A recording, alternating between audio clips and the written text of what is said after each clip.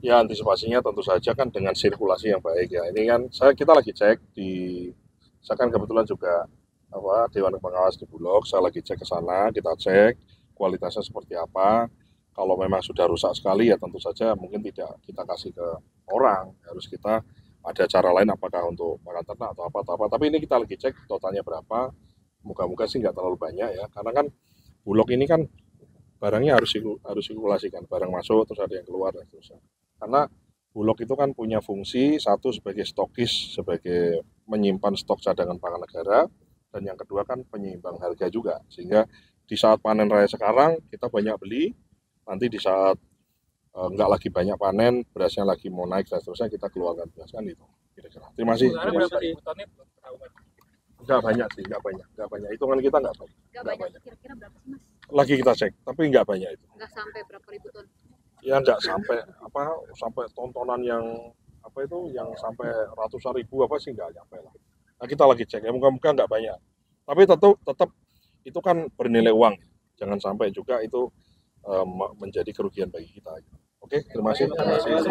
Kita dipanggil presiden, kaitannya kalau saya kan urusan pertanian ya, karena satu kami laporkan bahwa memang produksi kita sampai dengan April ini baik, ya surplus surplus dibandingkan tahun sebelumnya sekitar 2,8 hampir 3 juta ton, itu prestasi yang baik. Dan beliau minta untuk kinerja, artinya gini, panenan baik itu kan artinya karena hasil yang baik itu karena panenannya baik, panenan yang baik itu karena nanamnya baik. Nah, maka ini minta untuk dipertahankan di tengah negara-negara lain kan lagi susah, lagi ada kesusahan beras ya, ada Malaysia, kemudian ada Filipina, termasuk Jepang kan juga lagi krisis beras ya.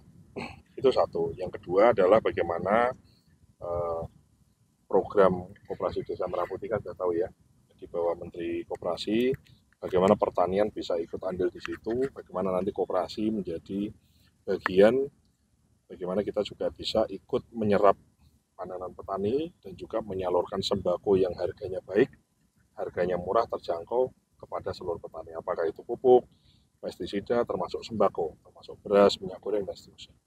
Itu sih kira-kira urusan itu yang saya Produksi sejauh ini target ke depan sampai akhir tahun berapa?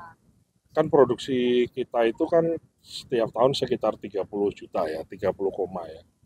30 koma, 31 koma. Nah, kita ingin kalau kita ingin betul-betul tidak impor beras, maka harus surplus minimal dalam setahun itu surplusnya 5 sampai 6 juta.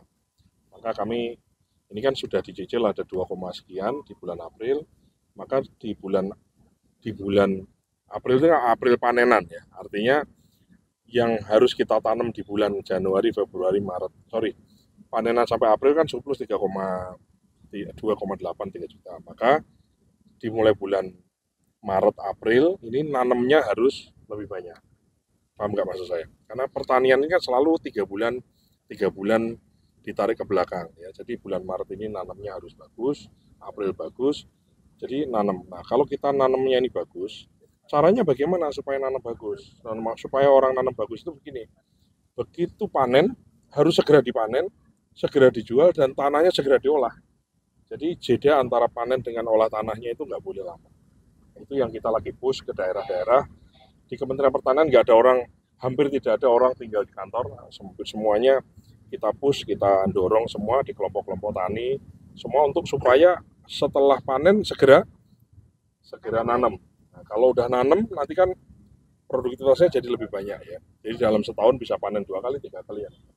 Selain itu juga supaya orang tuh mau nanam maka dibutuhkan apa? Kalau sekarang kan musim hujan, bahkan di beberapa tempat ada banjir. Tapi nanti kalau udah bulan April, Mei dan seterusnya udah mulai nih, mulai nggak hujan. Nah, nggak hujan tuh kemudian apa solusinya? Tadi Presiden menyampaikan bahwa harus ada solusi. Bagaimana petani yang tadinya di musim kemarau nggak bisa nanam karena nggak ada air, gimana supaya ada air? Kalau perlu ada pompa, jadi kita pompanisasi tetap kita laksanakan lagi di tahun 2025 ini sehingga keberhasilan pompanisasi di tahun lalu bisa kita duplikasi. Jadi pompa yang lama tetap digunakan ditambah kita pengadaan pompa baru. Oke. Mas, Ya.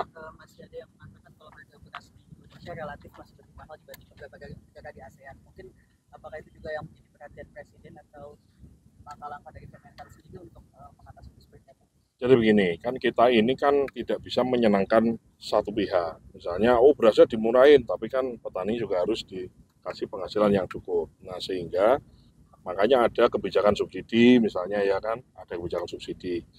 Nah, selain itu, kita ingin ya adanya gerakan koperasi Desa Merah Putih, kemudian kita juga lakukan operasi pasar dengan kantor pos, kita juga dengan Bulog kita berdayakan lebih dari sebelumnya, itu tujuannya kan supaya memotong rantai distribusi. Nah, kalau rantai distribusinya dipotong, sehingga tidak ada ke siapa ngambil untung di setiap pos, maka kita harapkan harganya baik di konsumennya baik, bagi produsen juga baik.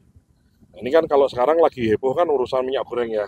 Minyak goreng itu kan sudah kita temukan di beberapa titik, ada 3 perusahaan yang sudah kita laporkan ke pihak polisian dan sudah ditindaklanjuti. Kemudian kemarin di Solo juga ditemukan ada 2 perusahaan baru. Yang jelas begini, ini mumpung ada kawan-kawan semua, pesan Presiden adalah tidak boleh ada lagi siapapun itu ya menari-nari di atas kepentingan, menari di atas penderitaan rakyat.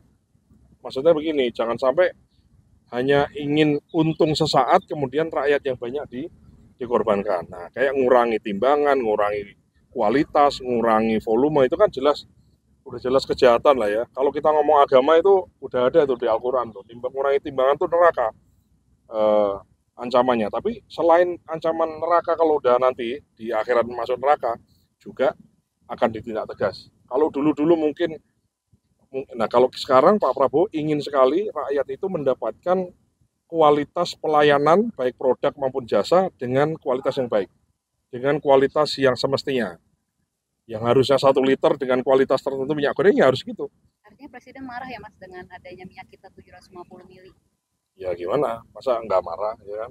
Orang rakyat banyak yang marah itu nggak hanya presiden, kita juga semua marah kan, ya kan? Nah, makanya saya minta awak media semua kita lihat. Intinya nggak ada, tidak ada siapapun itu nggak terkecuali tidak ada orang kebal hukum di Indonesia.